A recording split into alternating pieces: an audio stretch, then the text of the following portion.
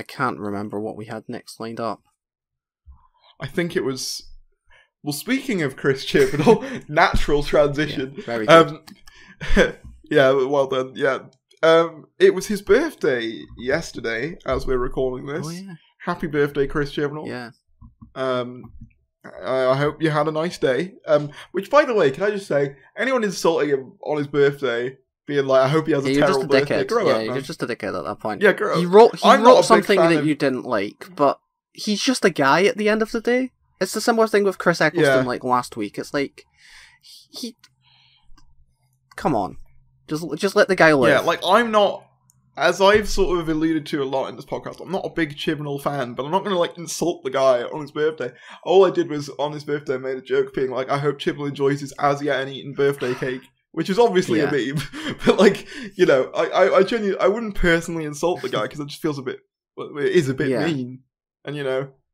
And, like, I think that's the same for any showrunner or any creative on the show. Like, it just feels unnecessary to be like, oh, I hope your birthday sucks. Like, really, man? Mm-hmm. Like, we're doing that. But anyway, we thought, since it was the birthday of arguably the most controversial Doctor Who creative, and the creator of Doctor Who, I saw you tweet that. I was just like, I didn't even know how to respond. But yeah, no, what was I saying? We were planning on... Since it was his birthday, we were planning on talking about our favourite episodes that he's written, mainly in his era. I think we were going to do... So we're doing ones that he's written and not, like, just from his era. Yeah, I was going to say he's written because it's his birthday, isn't it? Oh, so... alright, well, I'll need to get rid of my original one, which was Demon's Stand. Okay, I forgot, yeah, I forgot Demons wasn't his, to be honest. Do you want me to start? Sure. Because mine is already... I've already got mine. So my favourite Chris Chibnall script that he's done for the show is Doctor Who Flux's War of the Sontarans. This is like the one Series 13 story I could rewatch without thinking, oh, this is where it ends, kind of thing. Like, it's a really fun romp. I like the Sontarans in it. I love the idea of them being like stand-ins for like Russia in history. I think that's a really neat little idea, you know, them sort of injecting themselves into these time periods. I think Jodie gives one of her stronger performances in this episode. I think actually the Sontaran dialogue's on point. Yeah. I think they genuinely They've found the perfect really balance between like them being like the warriors as well as like being a kind of goofy. I mean, I think they concept. go a bit over in the Vanquishers. With, I like, don't mind the chocolate before, thing. I think the chocolate thing's kind of funny. But before that, you know, we had War of the Sontarans, which genuinely I think gets them pretty damn well. I like, I guess, like the whole thing with we get introduced to Swarm Azure and Thingy Passenger in this episode properly, and that was the best they were handled. Tend to use. Yeah, it was the best they were handled, and I, after watching that episode, I was like, holy damn, these have a really potential to be great villains, like on the level of like the Trickster from like Sarah Jane Adventures or something like that. Like a really, really powerful threat for the main character.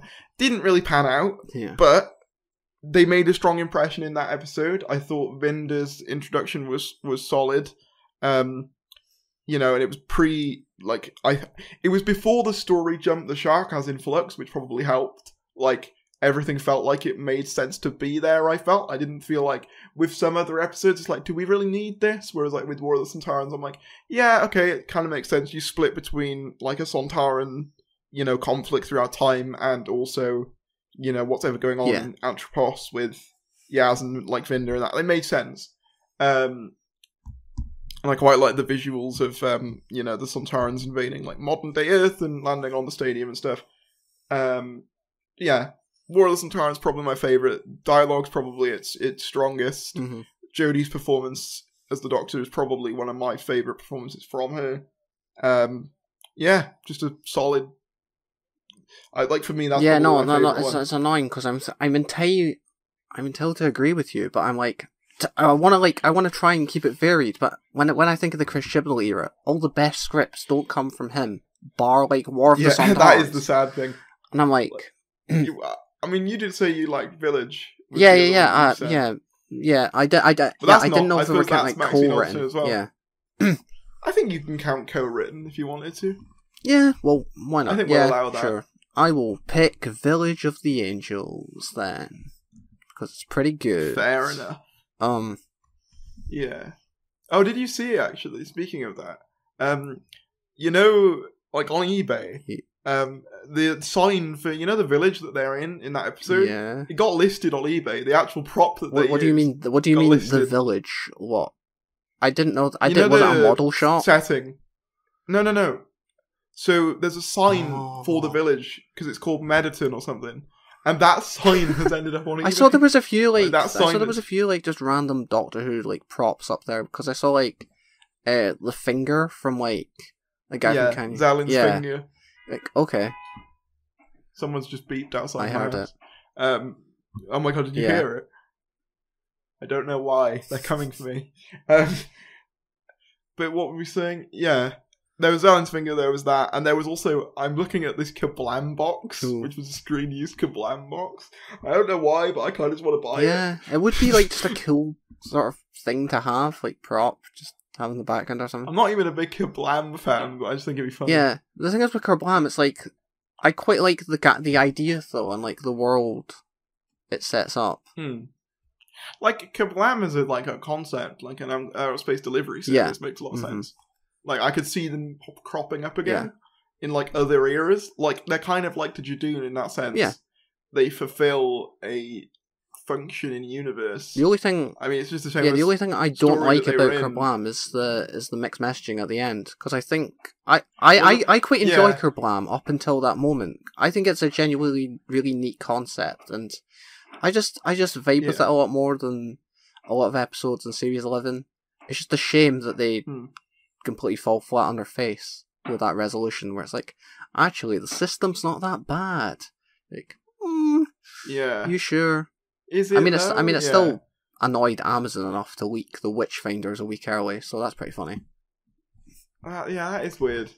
That is weird. Like, you'd think a company would be a bit more mature than that, but yeah, Kablam's like, the thing is with Kablam, I agree with you. Like, I think it's just the episode itself kind of has its flaws, and it kind of does bring down them a little bit. But like, I think Kablam is. I think if they were to come back, like, I'd want the Doctor to call out their shit. Yeah. You could do a similar thing to, you know how in Series 2 you had the Devil two-part and like the Ood are enslaved. It's not really questioned in that episode. Like, they all just sort of vibe with it. And then in Planet of the Ood, in Series 4, the Doctor's like, oh, I've met the Ood before, I didn't even think about this. You know, other stuff was going on at the time. If they were to do that, like, as a follow-up, I mean, they probably won't, because I imagine Russell will have his own ideas, but I think that would be a cool I quite like just having Kerblam as, like, just an entity that, like, exists in universe. But yeah, it makes sense. Yeah. Everyone needs packages, you know, so it makes sense there being an outer space one. But yeah... That was a tangent I wasn't expecting to go No, on. me neither. It's because I don't have much to say, really, about Village of the Angels, so to be fair. It's like... It's nicely shot. Yeah, I think it's... That's one of the strongest thing about it is, for me, it's the direction of the episode. I like how it plays on all of its horror themes. It takes what's pre-established with the Angels and just... It doesn't add to it, but it, like, just sort of adapts it a little bit. Like, you know, it follows it up. It just does some, like, neat tricks that, like, I don't think we had necessarily seen before.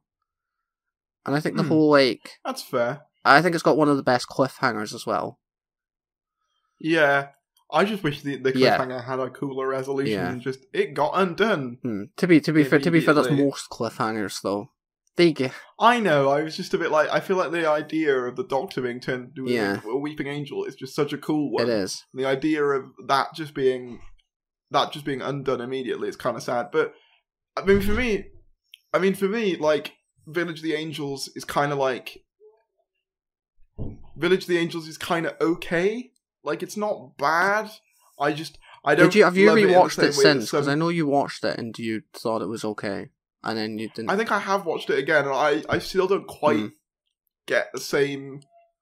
Like, it's fine. Like, I prefer it to a lot of outings with the Weeping Angels. I think they just nailed it. See, I disagree. I'd still say I prefer. Yeah, Blink I prefer Blink, and I'd say it's like a 50-50, depending on which one I prefer. Because it's like the Matt Smith two-parter is really good, but there are problems with it, as there are here, at least for me, and I'm like, I don't know.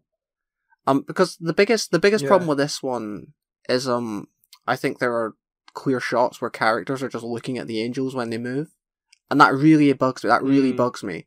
But it's like, that does annoy me. But it's like a similar thing in the Matt Smith two-parter where it's like you see the angel move when it's still stone, and that also really bugs me. So swings and roundabouts. True. I think that's fair. It's fair. I think Village is a fair choice for favourite Chibnall, and I think that's a more than the Battle of Ransker, of course, is my favourite. I like how they bring back Tim Shaw and do nothing with him. It's based. Yeah.